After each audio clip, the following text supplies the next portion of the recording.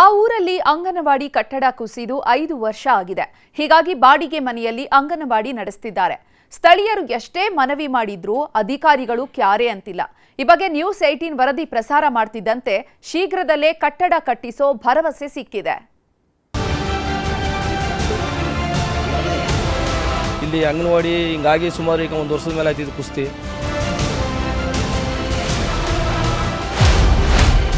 ಬಾಡಿಗೆ ಮನೆಯಲ್ಲಿ ಅಂಗನವಾಡಿ ಮಕ್ಕಳ ಒದ್ದಾಟ.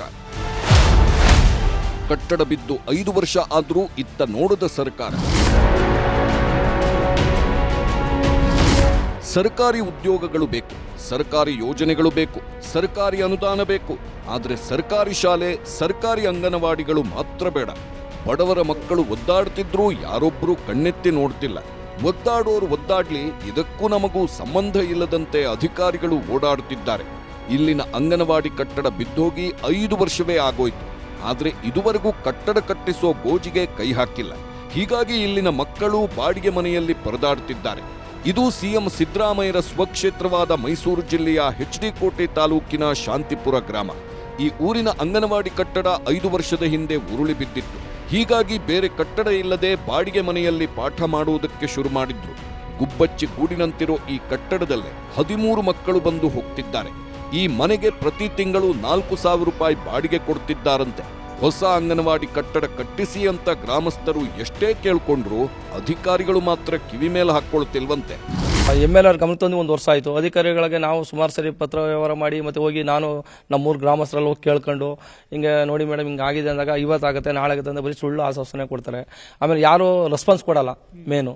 ಆಮೇಲೆ MLA ಅವ್ರ ಬಗ್ಗೆ ಅಭಿವೃದ್ಧಿ ಬಗ್ಗೆ ಒಂದಿನಾರು ನಮ್ಮೂರ ಬಗ್ಗೆ ಅವ್ರು ಏನು ಹೇಳ್ತಾರೆ ಅಂದರೆ ನಿಮ್ಮೂರು ಓಟೆ ಬಂದಿಲ್ಲ ನನಗೆ, ಓಟೆ ಬಂದಿಲ್ಲ ಅಂತ ಹೇಳ್ಕೊಂಡು ಕೆಲವ್ರು ಹೋದಾಗ ಅವ್ರಿಗೆ ಹಂಗೆ ಹೇಳಿ ಮಾಹಿತಿ ಕೊಟ್ಟವ್ರು ಅವರು. ಈಗ ಅಂಗನವಾಡಿ ಅವ್ರು ಏನ್ ಮಾಡೋರು, ಇದನ್ನ ಅವ್ರ ಮನೇಲೆ ಸ್ವಂತ ಬಾಡಿಗೆಗೆ ಮಾಡ್ಕೊಂಡು CDP ಅವರು ಅವ್ರ ಸ್ವಂತ ಮನೇನೆ ಬಾಡಿಗೆಗೋಸ್ಕರ ಯೂಸ್ ಮಾಡ್ಕೊಂಡು ಅಂಗನವಾಡಿ ಅವ್ರ ಮನೇನೆ ಅದು. ನಮ್ಮ ಅಣ್ಣನ ಮಕ್ಕಳೆಲ್ಲ ಅಂಗನವಾಡಿಲಿ ಇಲ್ಲೇ ಬಂದು ಸ್ಕೂಲ್ ಓದಿರ ಕಲಿತಕ್ಕಂಥದ್ದು ಇದ್ದಿತ್ತು. ಇವಾಗ ಈಗ ಪ್ರೆಸೆಂಟ್ ನನ್ನ ಮಕ್ಕಳಿಗೆ ಅಂಗನವಾಡಿ ಇಲ್ದಂಗೆ ಆಗೈತೆ ಪರಿಸ್ಥಿತಿ.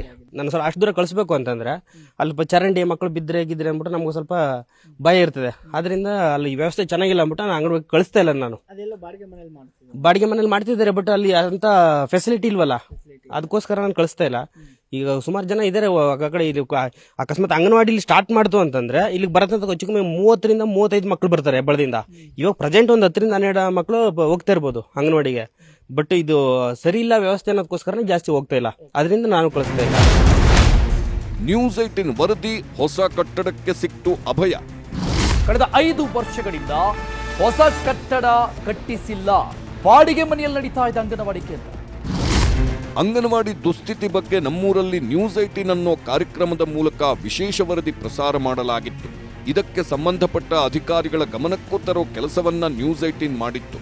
ಹೀಗಾಗಿ ನ್ಯೂಸ್ 18 ಜೊತೆ ಮಾತಾಡಿದ CDPI ದೀಪಾ, ಹೊಸ ಕಟ್ಟಡದ ಬಗ್ಗೆ ಸರ್ಕಾರಕ್ಕೆ ಮಾಹಿತಿ ನೀಡಿದ್ದೇವೆ, ಅನುಮತಿಯೂ ಸಿಕ್ಕಿದೆ, ಆದಷ್ಟು ಬೇಗ ಕಾಮಗಾರಿ ಶುರು ಮಾಡ್ತೀವಿ ಎಂದಿದ್ದಾರೆ. ಆ ಕಟ್ಟಡದಲ್ಲಿ ಹಳೇದಾಗಿ ಡೆಮಾಲಿಷ್ 5 ವರ್ಷದಿಂದ ಅದು ಆ ತರ ಇಲ್ಲ. ಲಾಸ್ಟ್ 1 year ಇಂದ ತೀರಾ ಡೆಮಾಲಿಷ್ ಆಗಿ ಬಂದಿದ್ದು. ಅದನ್ನ ಅವಾಗ ಶಿಫ್ಟ್ ಮಾಡಿರೋದು. ಸರ್ಕಾರಕ್ಕೆ ಪ್ರಪೋಸಲ್ ಹೋಗಿದೆ. ಸ್ಯಾಂಕ್ಷನ್ ಆದ ತಕ್ಷಣ ಕನ್ಸ್ಟ್ರಕ್ಷನ್ ಸ್ಟಾರ್ಟ್ ಮಾಡಿಸ್ತೀವಿ. ಈ ವರ್ಷ ಸ್ಯಾಂಕ್ಷನ್ ಮಾಡ್ಕೊಡ್ತೀವಿ ಅಂತ ಹೇಳಿದ್ದಾರೆ. ಅದಾದ್ಮೇಲೆ PRD ಇಂದ ಟೆಂಡರ್ ಕಾಲ್ ಫಾರ್ ಮಾಡಿ ಮಾಡ್ತಾರೆ. ಒಟ್ನಲ್ಲಿ ಬಡ ಮಕ್ಕಳ ಉದ್ಧಾರ ಮಾಡ್ತೀವಿ ಅನ್ನೋ ಸರ್ಕಾರ ಆ ನಿಟ್ಟಿನಲ್ಲೇ ಕೆಲಸ ಮಾಡಬೇಕಿದೆ. ಹಳ್ಳಿಗೂ ಸರ್ಕಾರದ ಯೋಜನೆಗಳು ತಲುಪುವಂತೆ ಮಾಡಬೇಕಿದೆ. ಕ್ಯಾಮರಾ ಪರ್ಸನ್ ರಾಹುಲ್ ಜೊತೆ ಆನಂದ್ KS, ನ್ಯೂಸ್ 18 ಮೈಸೂರು.